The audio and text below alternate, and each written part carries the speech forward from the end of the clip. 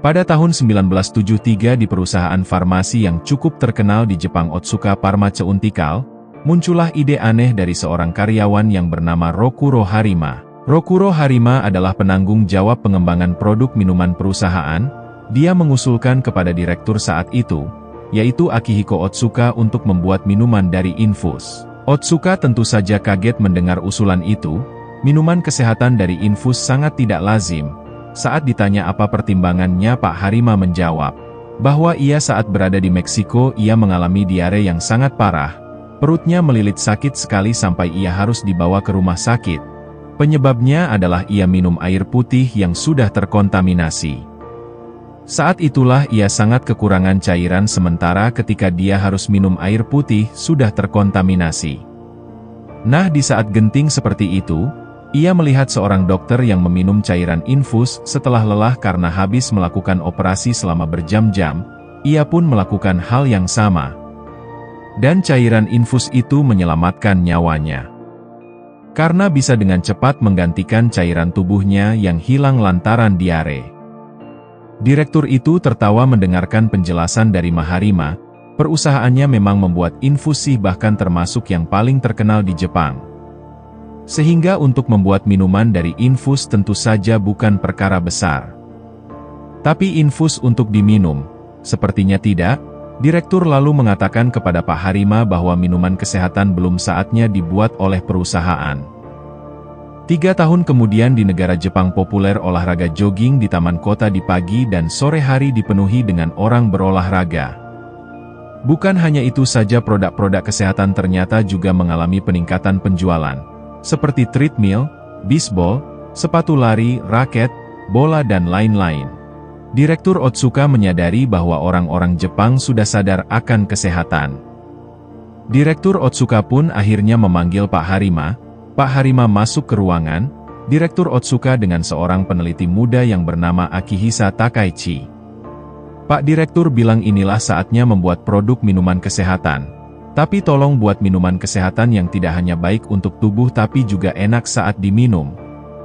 Pak Harima dan peneliti muda itu sangat bersemangat mendengar hal itu.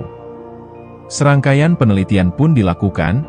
Pak Akihisa memulai penelitiannya dengan mandi di sauna. Ia meneliti bahwa saat berkeringat cairan banyak yang hilang.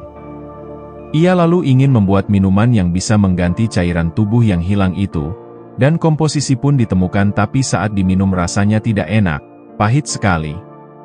Untuk membuat minuman kesehatan sih memang bukan perkara yang sulit baginya. Tapi soal rasa ia menemui kesulitan. Mau diberi gula yang banyak agar tidak pahit tetapi hal tersebut tentu saja menyalahi fungsi daripada fungsi minuman itu yang sebagai minuman kesehatan. Batas ambang gula adalah 10%, tidak boleh lebih dari itu. Suatu ketika Pak Akihisa nekat menyerahkan minuman hasil ramuan racikannya ke Pak Otsuka. Pak Otsuka mencicipinya dan ia merasa masih pahit, tapi Pak Akihisa beralasan wajar dong bahwa minuman kesehatan rasanya tidak enak. Pak Direktur Otsuka lalu mengatakan jika minuman ini adalah obat maka orang akan bisa menerimanya. Tapi perusahaan ingin menciptakan minuman kesehatan yang bisa diminum sehari-hari, oleh karena itu ya rasanya mesti juga enak. Akihisa Takaichi pun meneruskan penelitiannya. Ia meneliti lagi dan lagi. Hingga 3 tahun kemudian, ia membawa hasil minuman penelitiannya kepada Pak Otsuka lagi. Tapi sayang saat itu Pak Otsuka masih mengatakan bahwa minumannya masih kurang enak, rasanya masih pahit. Pak Akihisa menjadi sedih. Ia telah melewatkan bertahun-tahun membuat komposisi yang pas, sampai membuat lebih dari 1000 komposisi tetapi hasilnya masih mengecewakan. Nah, saat itu ada seorang karyawan yang masuk ke ruangannya Pak Direktur. Ia menyodorkan minuman serbuk hasil penelitiannya. Saat dicoba oleh Pak Otsuka, direktur itu juga merasa bahwa minumannya juga tidak enak. Semuanya pun menjadi canggung. Semua penelitian untuk menciptakan minuman baru hasilnya gagal semua. Di saat semuanya seperti akan berakhir dengan sia-sia, Pak Direktur mencoba hal yang di luar dugaan. Ia mencampur kedua minuman yang rasanya tidak pas itu. Setelah diminum ternyata rasanya malah jadi enak. Rasa pahit dari minuman kesehatan yang selama ini susah untuk dihilangkan ternyata bisa tertutupi. Semuanya menjadi gembira. Ternyata kandungan jeruk yang ada di minuman serbuk itu bisa menetralisir rasa pahit pada minuman kesehatan yang dikembangkan oleh Pak Akihisa.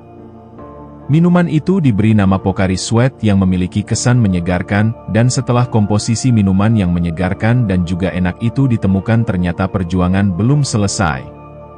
Saat Pocari mulai diproduksi dan dijual ke toko-toko, ternyata minuman itu tidak ada yang membelinya, bahkan saat dijual di pusat keramaian orang-orang yang mencobanya marah-marah saat meminumnya, rasanya aneh, asin tidak, manis juga tidak.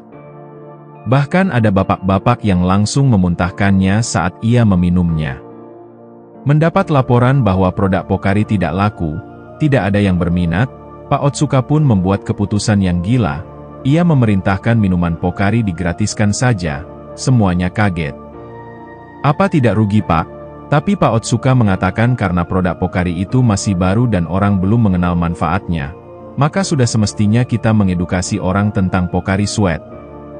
Digratiskan itu ibarat menebar benih memperkenalkan produk Pocari kepada orang-orang yang suatu saat perusahaan akan menuai hasilnya. Strategi baru pemasaran pun disusul. Pocari memang digratiskan, tapi produk itu tidak asal diberikan kepada orang-orang, tapi diberikan kepada mereka yang kelelahan dan banyak berkeringat sehabis olahraga. Dibagikan ke orang yang habis bermain bisbol, orang yang habis sepak bola, orang yang jalan di bawah terik matahari sehingga ia banyak berkeringat. Intinya dibagikan kepada mereka yang kelelahan dan banyak berkeringat. Ternyata mereka menyukai rasanya. Bagaimana bisa, padahal itu kan produk yang sama yang rasanya aneh itu? Iya betul, tapi ternyata rasa Pocari Sweat itu menjadi lebih enak saat orang kehausan dan butuh cairan. Setelah itu orang-orang mulai mengenal Pocari dan manfaatnya. Penjualan pun mengalami peningkatan. Pada tahun pertama Pocari rugi sampai 400 miliar, tapi di tahun berikutnya mereka membukukan penjualan hingga 9 miliar, bahkan pada tahun 1991 penjualan mereka meningkat 3 kali lipat, hampir menjadi 3,6 triliun. Pocari telah diterima oleh pasar, semakin laris dan terjual di mana-mana, bahkan saat ini Pocari Sweat telah dijual di lebih dari 16 negara termasuk Indonesia.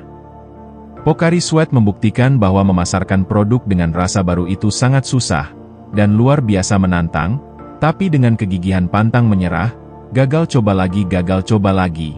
Pocari Sweat membuktikan bahwa memasarkan produk dengan rasa baru itu sangat susah, dan luar biasa menantang, tapi dengan kegigihan pantang menyerah, gagal coba lagi, gagal coba lagi. Mari kita melakukan penelitian dan penelitian, terus sampai ditemukan produk yang pas. Dan ketika jadi tidak laku, bahkan sampai menggratiskan produk, hingga perusahaan rugi ratusan miliar, pada akhirnya benih yang mereka tabur dapat mereka tuai hasilnya.